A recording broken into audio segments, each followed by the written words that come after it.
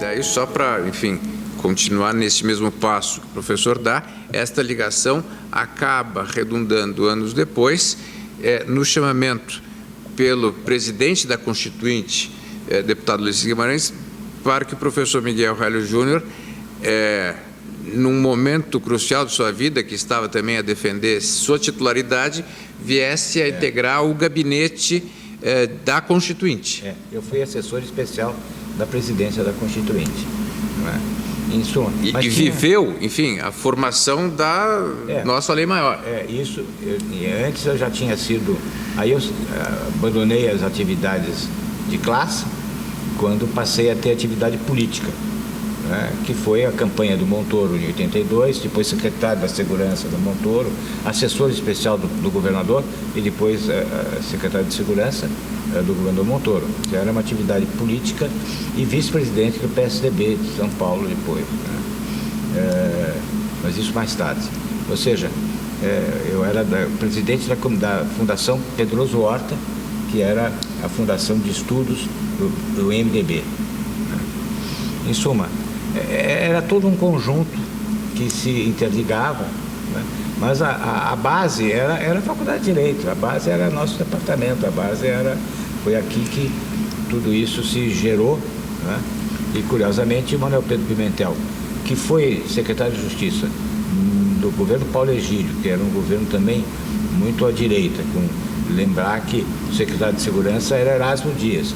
Aliás, o Erasmo Dias quis entrar na Faculdade de Direito. Eu estava aqui dando aula para Ivete, que era mulher do vice-governador Manuel Gonçalves Ferreira Filho.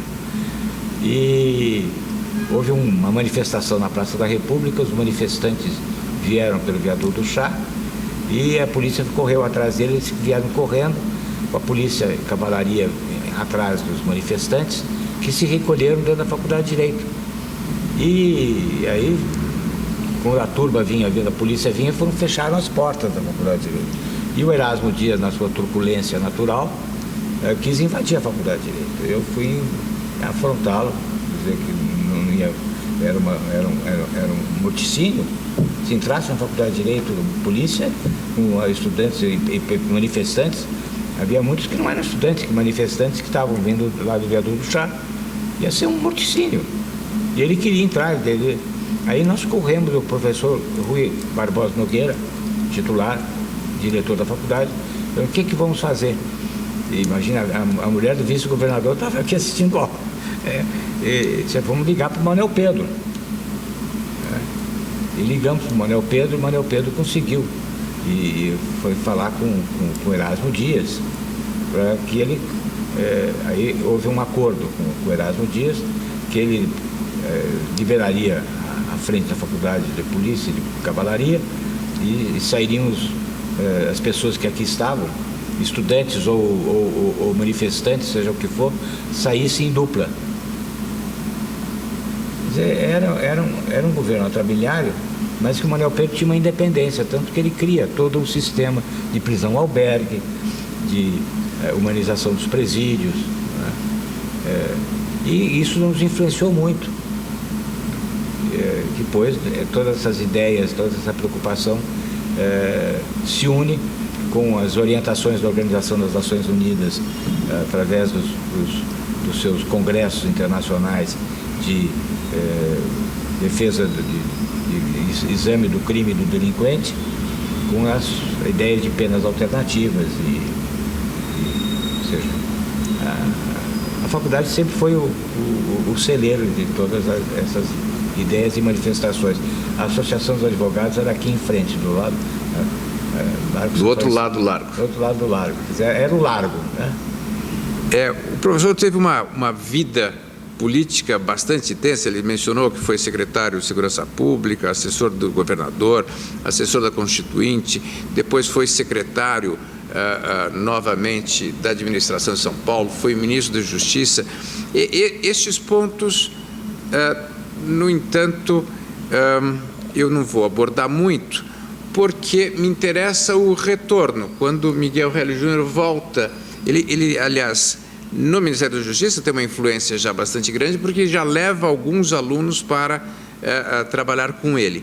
Mas no retorno do professor, o professor tem passagens políticas importantes, como advogado importantes, mas me interessa um pouco o retorno dele deste momento político no começo dos anos 2000. E eu explico o porquê. Neste retorno do professor, ele começa a amealhar junto de si uma nova juventude, novos seguidores, uma nova pleiade de alunos que depois se tornariam professores, a pensar o direito penal. Me lembro de uma frase do professor, quando ministro da Justiça, que, preocupado com as reformas atabalhoadas, como se faz lei no Brasil, ele teria dito algo como: talvez a minha missão como ministro da Justiça seja não deixar passar muitas dessas leis que estão por aí. E ele conseguiu isso. Saindo do Ministério, no retorno à faculdade, nessa formação, nova formação de alunos, eu queria destacar 2 pontos. Primeiro, este ânimo que ele retoma, e ele tem 2 pensamentos que me são muito caros. Primeiro, ele, em algum momento, eu já jovem professor, recém-ingresso, ele me diz: nós precisamos aproveitar a juventude que está saindo dos cursos de pós-graduação, estes novos mestres e doutores, porque essa juventude faz a sua tese e larga a faculdade e não temos o debate mais sobre essas mentes tão brilhantes. A faculdade não consegue aproveitar todos esses jovens. E, nesse momento, o professor inaugura alguns trabalhos que se davam na casa dele, que tínhamos jantares homéricos, divertidíssimos, em torno de temas jurídicos, e que redundam em 2 livros importantes. Eu queria ouvi-lo um pouquinho sobre isso. Muito bom, muito bem lembrado, Renato. Bom, primeiro, havia uma pleiade de jovens, da qual faz parte o Renato, extraordinário, né? Quero lembrar a Janaína Pascoal, um trabalho de doutoramento exemplar sobre Constituição e Bem Jurídico, a Maria Ângela, a Helena, que não fez, veio para a faculdade, mas que fazia parte do grupo, a Heloísa Estelita, a Marina, que não veio para a faculdade, mas também integrava. Oriunda e integrava o grupo, a Marina Coelho de Araújo. Isso era um grupo extraordinário de jovens penalistas que estavam dando nova vida ao departamento, e era necessário que nós, primeiro, aproveitássemos esses professores para fazer trabalhos em conjunto. E foi aí, vou dividir em 2, Renato. Os trabalhos que fizemos em conjunto, escrevendo 2 trabalhos, eu acho que o trabalho mais importante que eu fiz até agora foi Jurisprudência em Debate. Sim. Que ali está o direito, que é uma análise da parte especial do Código Penal. Ou seja, nós sempre escrevi instituições de direito penal, hoje chamado Fundamentos de Direito Penal, parte geral. A parte especial foi tratada em Jurisprudência em Debate. E foi você... Eu queria que o senhor explicasse um pouquinho a ideia do Jurisprudência em Debate, porque ela é preciosa. A ideia do Jurisprudência em Debate é tomar decisões, um crime de ameaça, tomar a orientação jurisprudencial que entende, por exemplo, que a pessoa embriagada não pratica o crime de ameaça porque ela não é levada a sério, dado o seu estado de embriaguez. Então, há uma orientação jurisprudencial nesse sentido. Há uma outra orientação jurisprudencial que diz, não, é exatamente pela pessoa estar bêbada que ela amedronta mais. É o inverso. Então, era escolher, dentro da análise de cada tipo, orientações contraditórias, absolutamente contraditórias, elencar essas decisões e tomar posição. Dizer, afinal, quem tem razão? A orientação que diz que a ameaça não prevalece porque o ameaçador está bêbado, ou aquele que diz que é exatamente porque ele está bêbado que a ameaça é mais crível e mais amedrontadora. Ou seja, é aí que está a construção do direito. O direito é o que o intérprete disser. Não é o que a doutrina diz, mas é o que o intérprete disser. E isso se faz com as principais figuras criminais da parte especial do Código. E foi esse grupo que se reuniu e que construiu isso. Outra ideia foi fazer um Código Penal comentado, mas diverso, crítico, não aquela exposição já catalogada, né, que vem quase que repetida, elemento objetivo, elemento subjetivo, não sei o que, não. Era uma análise de considerações gerais, depois considerações iniciais, considerações gerais, análise crítica da norma penal, porque é um Código Penal comentado. Mas ao lado disso, como o Renato lembrou, a ideia de utilizar dos mestres e doutores que obtêm o título de mestre e doutor e vão embora da faculdade, vão ser professores em outras faculdades, em outras entidades de ensino. Então nós reunimos para discutir 2 temas que devem resultar em 2 livros: drogas e mulher. São 2 livros interessantes sobre drogas no direito penal e mulher no direito penal. Então era uma forma de trazer o nosso produto de volta para casa, né? Essa foi a ideia. E isso criou também, o que isso criou? Um grupo que hoje... mais alargado, mais alargado, mas é um grupo que está no Departamento de Penal e que tem suas ramificações, como Luiz Estelita, como Marina Coelho Araújo, tem o Alamiro, hoje titular, a Ana Elisa também participou desses trabalhos no Código Penal, né? Em suma, se construir, eu creio que se há um departamento que tem algo a apresentar à comunidade jurídica brasileira, é o Departamento de Direito Penal, não só pela união, mas pela consistência, pela densidade dos trabalhos dos seus membros hoje. É uma alegria ter saído da faculdade por força da idade, quer dizer, eu ainda sou professor sênior, mas sair da faculdade, da atividade direta, acadêmica, departamental, para ver que há uma continuidade muito frutífera dos alunos que foram prosperando ao longo da carreira. Hoje são titulares, como o Renato, né? Como o Alamiro, como a Anelisa, ou seja, e livre-docentes como Helena, como Mariângela. Em suma, é muito gratificante. Eu queria ainda falar mais 2 coisas, professor, ao redor desse grupo, porque sou obrigado e me imponho falar sobre isso. Ao redor desse grupo, houve,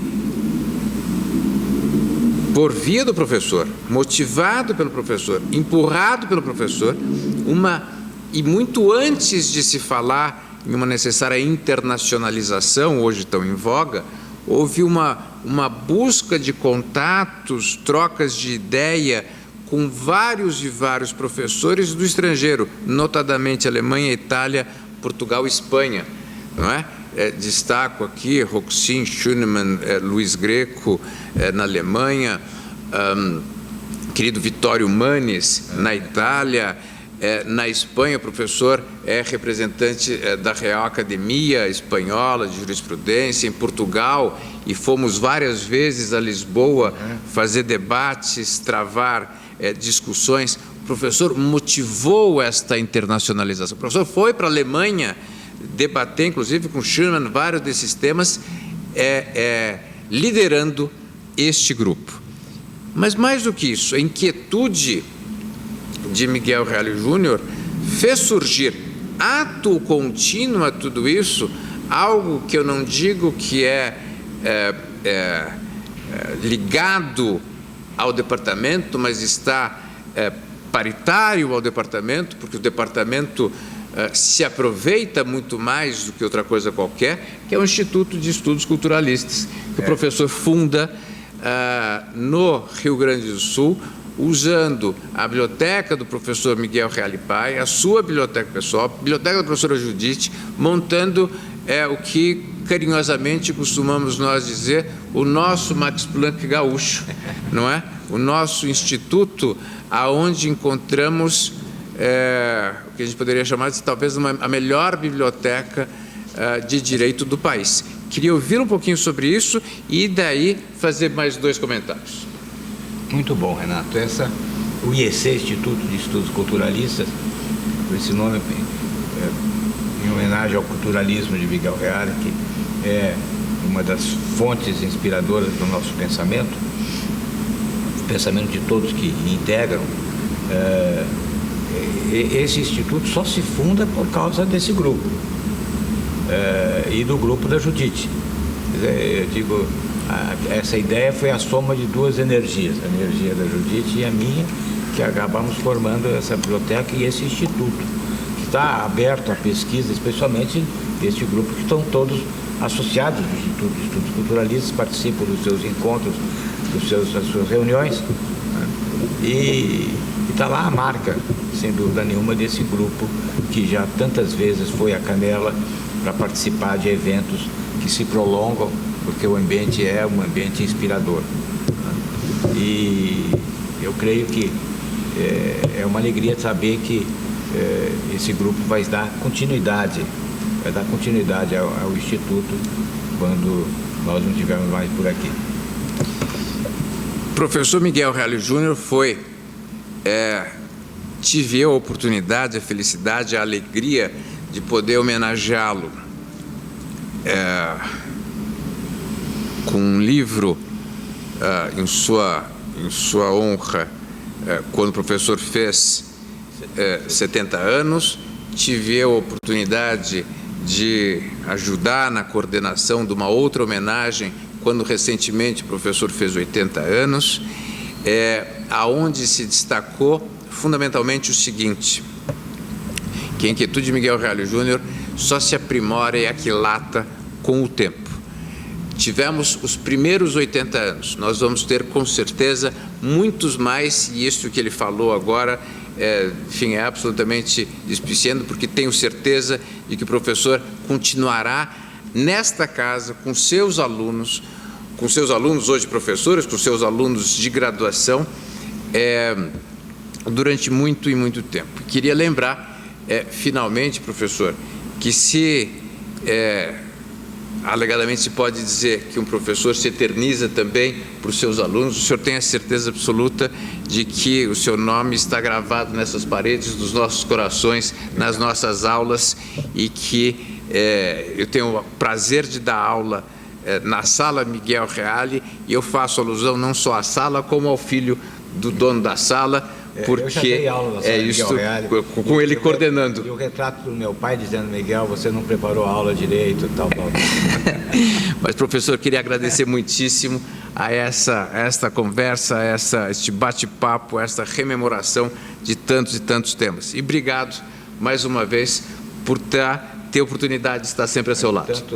Tantos elogios merecidos, fruto dessa amizade que nos une, Renato, há tanto tempo. Você, desde criança, tem a possibilidade de termos essa convivência, né? E é um prazer sentir que esse espírito continua presente. O que mais me encanta nessa entrevista de hoje é sentir que o espírito desse grupo, que está unido em torno de um interesse geral, um interesse pelo direito, e não em busca de ambições e vaidades, é que prevalece no Departamento de Direito Penal. Isso é que me deixa extremamente satisfeito. Obrigado, professor. Grande.